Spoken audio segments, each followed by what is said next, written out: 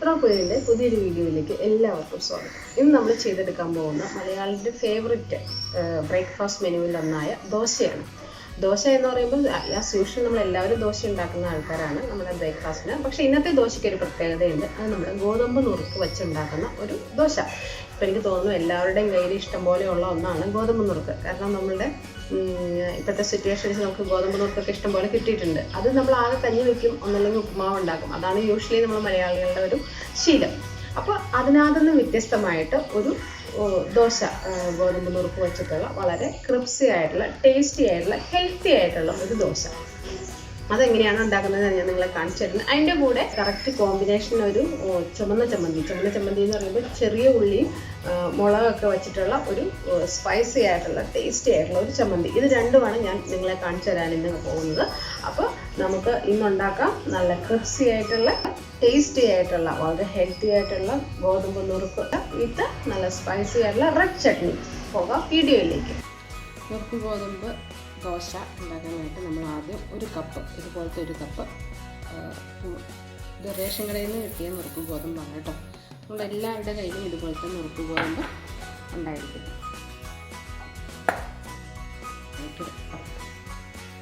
ഒരു കപ്പ് നുറുക്ക് ഗോതമ്പ് ഇട്ടു. അതിനകത്തേക്ക് ഒരു അര കപ്പ് നല്ല പച്ചരി അല്ലെങ്കിൽ ഇത് ഞാൻ ഉപയോഗിച്ചിട്ടുള്ളത് നല്ല ഉണക്കലരിയാണ് ഞാൻ യൂസ് ചെയ്തിട്ടുള്ളത്. പിന്നെ അതിനകത്തേക്ക് നമ്മൾ യൂസ് ചെയ്യുന്നു ഒരു 1/4 ടീസ്പൂണോളം തൊട്ട് അര വരെ ഉലുവ ആഡ് ചെയ്യുന്നു. ഒരു 1/4 ടീസ്പൂൺ ടു അര ടീസ്പൂൺ വരെ ഉലുവയുടെ ടേസ്റ്റ് ഇഷ്ടമുള്ളവർക്ക് കുറച്ച് കൂടുതൽ യൂസ് ചെയ്യാം, ഇല്ലാത്തവർക്ക് കുറച്ച് യൂസ് ചെയ്യാം കേട്ടോ. അതിനകത്തേക്ക് ആഡ് ചെയ്യുന്നത് ഒരു 1, 2, 3 ടീസ്പൂൺ വേണം ഉഴുന്ന്. ഇത് ശേഷം ഒരു 4 മണിക്കൂറെങ്കിലും തണുത്ത വെള്ളത്തിലാണെങ്കിൽ ഒരു 4 മണിക്കൂർ അല്ല, നമ്മൾ നല്ല ചൂടുവെള്ളം തിളപ്പിച്ചൊഴിക്കുകയാണെങ്കിൽ ഒരു 2 മണിക്കൂർ നന്നായിട്ട് കുതിർത്തിയെടുത്തതിന് ശേഷം നന്നായിട്ട് അരച്ചെടുക്കാം. നമ്മൾ 4 മണിക്കൂർ മുമ്പ് കുതിർത്താൻ വെച്ചിരുന്ന അരിയും പച്ചരിയും ഉണക്കലരിയാണ് നമ്മളെടുത്തത്. കുറച്ച് ഉണക്കലരി, ഒരു അര കപ്പ് ഉണക്കലരി, 1 കപ്പ് ഗോതമ്പ് നുറുക്ക്, 3 സ്പൂൺ ഉഴുന്ന്, പിന്നെ ഒരു 3/4 ടീസ്പൂണോളം ഉലുവ. ഇത്രയാണ് നമ്മൾ ചെയ്ത് വെച്ചിരുന്നത്. നന്നായിട്ട് 4 മണിക്കൂർ മുമ്പ് നന്നായിട്ട് കഴുകി അത് ശേഷം കഴുകിയെടുത്ത് നമ്മളുടെ ആ മിശ്രിതമാണ് കേട്ടോ അത്. അതിന് വേണ്ടിയിട്ട് നമ്മൾ ഇത് നന്നായിട്ട് ദോശയുടെ മാവ് പോലെ അരച്ചെടുക്കണം. പിന്നെ അതിനകത്തേക്ക് വേണ്ടത് നമുക്ക് 1 കപ്പോളം ചോറ്, വെള്ളച്ചോറാണ് എൻ്റെ ഉള്ളത്. അപ്പോൾ വെള്ളരിച്ചോറ്, പിന്നെ വെള്ളം, പിന്നെ നമുക്ക് മിക്സ് ചെയ്യാനുള്ള ഉപ്പ്. ഇത്രയാണ് നമുക്കിത്. നമ്മളെല്ലാം ചെയ്യുന്നത് പോലെ തന്നെ ദോശയ്ക്ക് അരയ്ക്കണമെങ്കിൽ നന്നായിട്ട് അരച്ചെടുത്ത് വയ്ക്കുക. ഒരുമാതിരി നന്നായിട്ട് അരഞ്ഞിട്ടുണ്ട്. ഇനി നമ്മൾ ഇതിനകത്തേക്ക് എടുത്ത് വെച്ച 1 കപ്പോളം ചോറ്, വെള്ളച്ചോറ് നമ്മൾ ഇതിനകത്തേക്ക് ആഡ് ചെയ്യുന്നു. അല്ല, നമ്മളുടെ കയ്യിൽ വെള്ളച്ചോറ് കയ്യിലില്ല, അവല് കയ്യിലുണ്ടെങ്കിൽ അതൊന്ന് കുതിർത്തിയിടാൻ ഇത്ര തന്നെ അവല് കുതിർത്തിയിട്ടാലും മതി കേട്ടോ. അതിന് നമുക്ക് സോഫ്റ്റ്നെസ് കിട്ടാനാണ് നമ്മൾ ചോറ് ചേർക്കുന്നത്. ഇത് നന്നായിട്ട് അരച്ചിട്ടുണ്ട് നമ്മളുടെ മിശ്രിതം. അതിന് ഒരു പാത്രത്തിലേക്ക് ഒഴിച്ച് വയ്ക്കണം. നമ്മൾ അതിനകത്ത് കുറച്ച് ആഡ് ചെയ്തു ഉപ്പ് കേട്ടോ. നമുക്ക് പിന്നെ നാളെ രാവിലെ എടുത്ത് നോക്കിയിട്ട് ഉപ്പ് കൂടുതലോ കുറവൊന്ന് നോക്കിയിട്ട് നമുക്ക് ആഡ് ചെയ്യാം. അപ്പോൾ നമ്മൾ അത്യാവശ്യത്തേക്ക് വേണ്ടിയിട്ടുള്ള ഉപ്പ് അതിനകത്തേക്ക് ആഡ് ചെയ്തു. ദോശ ഉണ്ടാക്കുന്നവർക്കൊക്കെ അറിയാം. നമുക്ക് ഇനി ഇതിനകത്ത് ജാറ് കഴുകി കുറച്ചുകൂടി വെള്ളം അതിനകത്തേക്ക് ഒഴിച്ച് വെച്ച നാളത്തേക്ക് നമുക്കത് റെഡിയാക്കിയാവും.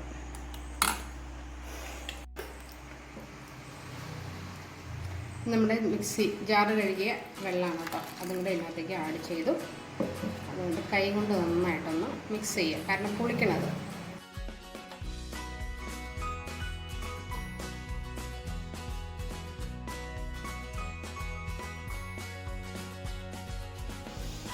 നമ്മൾ ഇന്നലെ രാത്രിയിൽ അരച്ച് വെച്ച നമ്മളുടെ ദോശമാവ് ഗോതമ്പ് നുറുക്ക് വെച്ചിട്ടുള്ള ദോശമാവ് അത് നമുക്കൊന്ന് തുറന്ന് നോക്കാം. പുളിച്ചൊരു മാതിരി നന്നായിട്ട് പൊങ്ങി വന്നിട്ടുണ്ട്. നല്ല സ്മെല്ല് വരുന്നുണ്ട് കേട്ടോ. അപ്പം നമ്മൾ നോക്കുക, ഇതിനകത്ത് ഉപ്പിൻ്റെ നമ്മൾ കുറച്ച് ഉപ്പിട്ടാണ് കലക്കി വെച്ചിരുന്നത്, ഉപ്പുണ്ട്. അപ്പോൾ നമുക്ക് അതിന് വേണ്ടിയിട്ട് ഇതൊക്കെ ഞാൻ വെച്ചിട്ട് വന്നിട്ട് നമുക്ക് എന്താ ചെയ്യുക, ഒരു ചമ്മന്തി ഉണ്ടാക്കാം. ചമ്മന്തിക്ക് വേണ്ടിയിട്ട് നമ്മൾ ഒരു കാക്കല്ല, ഒരു അര കപ്പോളം ചെറിയ ഉള്ളി നന്നായിട്ട് ക്ലീൻ ചെയ്ത് തൊണ്ട് കളഞ്ഞിട്ട് ക്ലീൻ ചെയ്ത് വെച്ച ചുമന്ന ഉള്ളി, കുഞ്ഞുള്ളി കേട്ടോ. ഇതിനെപ്പോഴും ചുമന്ന ഉള്ളി, കുഞ്ഞുള്ളി മാത്രമേ നമുക്ക് ഈ ചമ്മന്തിക്ക് യൂസ് ചെയ്യാൻ പാടുള്ളൂ. കാരണം നാടൻ ചമ്മന്തിയാണ് ഉണ്ടാക്കുന്നത്. അപ്പോൾ അതിന് വേണ്ടിയിട്ട് ഒരു 5 വറ്റൽമുളക് കൂടി ഇതിനകത്ത് നമ്മൾ ആഡ് ചെയ്യുന്നുണ്ട്. ഇതിനകത്ത് ചെറിയ ഉള്ളി ആയതുകൊണ്ട് ഞാനിത് കട്ട് ചെയ്യുന്നില്ല. വലിയ ഉള്ളിയാണെങ്കിൽ 1-2 ചെറുതായിട്ടൊന്ന് കട്ട് ചെയ്തിട്ട് നല്ലതായിരിക്കും. ഇതിനകത്തേക്ക് ചട്ടി ചൂടാക്കാനായിട്ട് ചെറിയ ചീഞ്ചട്ടി നമ്മളെടുത്ത് വെച്ച് അതിനകത്തേക്ക് വെളിച്ചെണ്ണയാണ് കേട്ടോ ഉപയോഗിക്കുന്നത്. മാക്സിമം വെളിച്ചെണ്ണ യൂസ് ചെയ്യാൻ ശ്രമിക്കുക. കാരണം നമുക്കിതിനൊക്കെ നാടൻ രുചി ആയതുകൊണ്ട് തന്നെ വെളിച്ചെണ്ണ തന്നെ ഉപയോഗിക്കുന്നതായിരിക്കും കുറച്ചുകൂടി നല്ലത്. നമ്മളിനി ചെയ്യുന്നത്, നമ്മളിതിനകത്ത് എടുത്ത് വെച്ചിരിക്കുന്ന ഉള്ളിയും മുളകും ഇതിനകത്തൊന്ന് വഴറ്റിയെടുക്കുക എന്നുള്ളതാണ് അടുത്ത പ്രോസസ്സ്. സിമ്മിലാക്കിയിട്ട് ഇപ്പോൾ ആദ്യം ഈ വറ്റൽമുളകുണ്ട്, അത് കഴിഞ്ഞതിന് ശേഷം വെള്ളത്തിൻ്റെ അംശമുണ്ട്, അതാണ് എടുക്കുന്നത്. ഈ ഉള്ളിയുടെ നന്നായിട്ട് വെളിച്ചെണ്ണയിലൊന്ന് ഫ്രൈ ആയി വരണം. ആ പച്ച മണം മാറുന്ന രീതിയിൽ മുളകിൻ്റെയും ഉള്ളിയുടെയും. അപ്പോൾ അത് അങ്ങനെ ഉണ്ടാക്കുന്ന ചമ്മന്തിക്ക് ടേസ്റ്റ് എപ്പോഴും കൂടുതലായിരിക്കും. ഇത് നമ്മൾ ദോശ ഉണ്ടാക്കുമ്പോഴും ചമ്മന്തി ഉണ്ടാക്കുമ്പോഴും ഈ ചമ്മന്തി ഉണ്ടാക്കി വെച്ചതിന് ശേഷം നമ്മൾ എപ്പോഴാണോ കഴിക്കാൻ തുടങ്ങുന്നത് ആ സമയത്ത് മാത്രം ദോശ ഉണ്ടാക്കാവുള്ളൂ. അല്ലാതെ നമ്മൾ നേരത്തെ ഉണ്ടാക്കി വെച്ച് കഴിഞ്ഞാൽ തണുത്ത് പോയി കഴിഞ്ഞാൽ ആ ദോശയ്ക്ക് അതിൻ്റേതായിട്ടുള്ള ടേസ്റ്റ് വരില്ല കേട്ടോ. എപ്പോഴും നമ്മൾ ഭക്ഷണം ഉണ്ടാക്കുമ്പോൾ അത് ശ്രദ്ധിക്കണം. എപ്പോഴും ദോശ റെഡിയാക്കി വെച്ച് ചമ്മന്തി റെഡിയാക്കി വെച്ചതിന് ശേഷം മാത്രം ദോശ ചുട്ട് ചൂടോടെ സെർവ് ചെയ്യാം. നമ്മൾ എടുത്ത് വെച്ചിരിക്കുന്ന, നമ്മൾ നന്നായിട്ട് വറുത്ത് വെച്ചിരിക്കുന്ന ഉള്ളിയും മുളകും ഉണ്ടല്ലോ, അത് നമ്മളുടെ അരയ്ക്കുന്ന ചെറിയ ജാറിലേക്കിട്ട് അരച്ചെടുക്കും. ഒന്ന് തണുത്തതിന് ശേഷം നമുക്ക് അരയ്ക്കേണ്ടത് നല്ല ചൂടാണ്. നമ്മൾ ഈ അരയ്ക്കുമ്പോൾ ശ്രദ്ധിക്കുക, ഒരുപാടങ്ങ് എന്താ പറയുക, തട്ടും തരിയില്ലാതെ അരയ്ക്കാതിരിക്കാൻ ശ്രമിക്കുക. എന്നാൽ ചെറുതായിട്ട് അരഞ്ഞിട്ടുണ്ടാകും. അതാണ് ഇതിൻ്റെ ഒരു രീതി. ഒരുപാട് അരഞ്ഞു കഴിഞ്ഞിട്ടുണ്ടെങ്കിൽ ആ ഒരു ഇത് വരില്ല. അങ്ങനെ എടുത്ത് അത് നമ്മൾ അരച്ച് വച്ചിരിക്കുന്ന ഉള്ളിയും മുളകും വഴറ്റി എടുത്ത് വച്ചിരിക്കുന്ന ആ ഒരു മിക്സ്, അതിനകത്തേക്ക് നമ്മൾ ആവശ്യമുള്ള ഉപ്പിട്ടിട്ടുണ്ടായിരുന്നില്ല, ഉപ്പിട്ടു അതിനകത്ത്. പിന്നെ അതിനകത്തേക്ക് ചുമന്ന മുളക്, എരിവിനുള്ള മുളക് സൂക്ഷിക്കുന്നത്. നമ്മൾ ഓൾറെഡി മുളക് അതിനകത്ത് ഇട്ടിട്ടുണ്ട്, വറ്റൽമുളക് ഇട്ടിട്ടുണ്ട്. അപ്പോൾ അതുകൊണ്ട് മുളക് പൊടി വളരെ കുറച്ച് ഇടാവുള്ളൂ. പിന്നെ നമ്മൾ അതിനകത്തേക്ക് യൂസ് ചെയ്യുന്ന കുറച്ച് കാശ്മീരി മുളക് പൊടി വളർന്ന് അതിൻ്റെ ഒരു ഇത് കൂട്ടാനും, നമ്മളുടെ എന്താ പറയുക, ക്വാണ്ടിറ്റി കൂട്ടാനും വേണ്ടിയിട്ടുള്ള നമ്മളുടെ കാശ്മീരി മുളകും കൂടെ ചേർത്തു. അതിനുശേഷം നന്നായിട്ടൊന്ന് മിക്സ് ചെയ്ത് കൊടുത്തു. നമ്മുടെ സെക്കൻഡ് പ്രോസസ്സാണിത്. അതിനുശേഷം നമ്മൾ എന്ത് ചെയ്യുന്നതെന്ന് പറഞ്ഞിട്ടുണ്ടെങ്കിൽ, നമ്മുടെ ആ മിക്സിയുടെ ജാറ് കഴുകി വെച്ച വെള്ളം, ആ മിക്സിയിലെ ജാറിൽ കുറച്ച് ഇതുണ്ടാവുമല്ലോ, ഉള്ളി മുളകിൻ്റെ ആ ഒരു അംശങ്ങളൊക്കെ ഉണ്ടാവുമല്ലോ, അതെല്ലാം കൂടി കഴുകി അതും കൂടി ഇതിനകത്തേക്ക് ഒഴിച്ചു. ഓക്കെ, അപ്പോൾ ഇത്രയും പരുവത്തിലായി. നല്ല എന്താ പറയുക, ഭയങ്കര ടേസ്റ്റുള്ള ഒരു ചമ്മന്തിയാണ് കേട്ടോ അത്.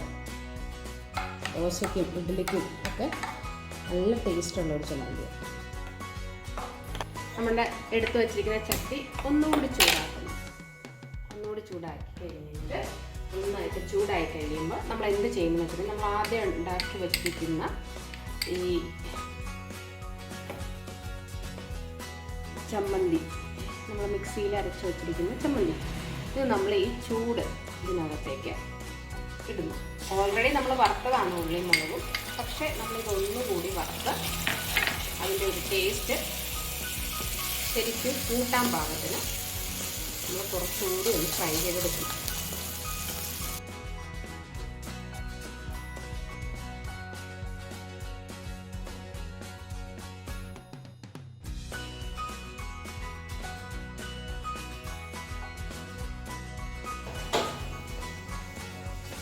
അപ്പോൾ നമ്മുടെ ചമ്മന്തി ഓൾമോസ്റ്റ് ഇനി നന്നായിട്ട് തിളച്ച് ഒന്ന് കുറുകി വന്ന് ആ എണ്ണ മേളിലേക്ക് തെളിയുന്നതാണ് ഇനി നമ്മളുടെ ഈ ചമ്മന്തിയുടെ ഒരു കറക്റ്റ് കണക്ക് കേട്ടോ. അപ്പോൾ നല്ല റെഡിഷ് കളറിലുള്ള നല്ല ചുമന്ന ചമ്മന്തി കിട്ടും. നല്ല ക്രിപ്സി ആയിട്ടുള്ള ദോശയും നല്ല ചുമന്ന ചമ്മന്തി. ആഹാ, എന്താ ഒരു കോമ്പിനേഷൻ! അങ്ങനെ നമ്മൾ നന്നായിട്ട് തിളച്ച്, അപ്പം നമുക്ക് നോക്കിയാൽ മനസ്സിലാവും നന്നായിട്ട് അതിനകത്ത് ഓയിലൊക്കെ മുകളിൽ കയറിയിട്ട് നന്നായിട്ട് കിടക്കുന്നതാണ്. ഇതാണ് ഇതിൻ്റെ ഈ ചമ്മന്തിയുടെ ഏറ്റവും വലിയ പ്രത്യേകത ഇത് തന്നെയാണ്. ഈ ചമ്മന്തിയാണ് നമ്മുടെ ഇന്നത്തെ ദോശയ്ക്ക് ക്രിസ്പി ദോശയുടെ കൂടെ കഴിക്കുന്ന ഇത് വരുന്നത് കേട്ടോ.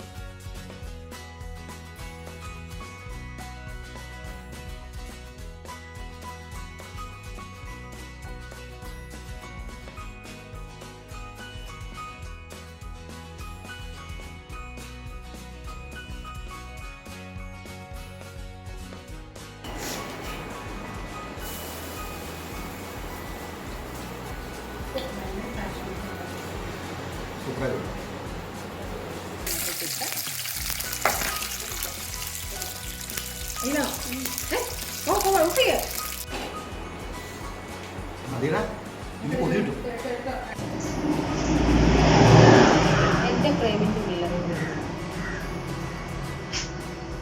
സ്റ്റാർട്ട്.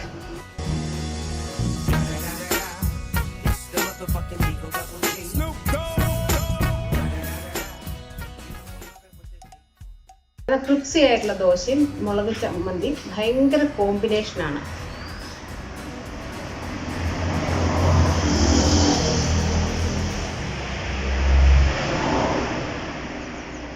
അപ്പം നമുക്ക് ദോശയും ചമ്മന്തിയും എങ്ങനെയാണ് ഉണ്ടാക്കണേന്ന്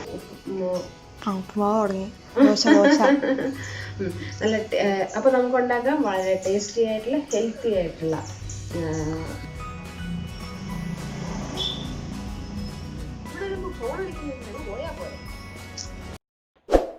നിങ്ങൾക്ക് ഈ വീഡിയോ ഇഷ്ടമായെങ്കിൽ ലൈക്ക് ചെയ്യുക, ഷെയർ ചെയ്യുക. അതുപോലെ എൻ്റെ ചാനൽ സബ്സ്ക്രൈബ് കൂടി ചെയ്യാൻ മറക്കല്ലേ.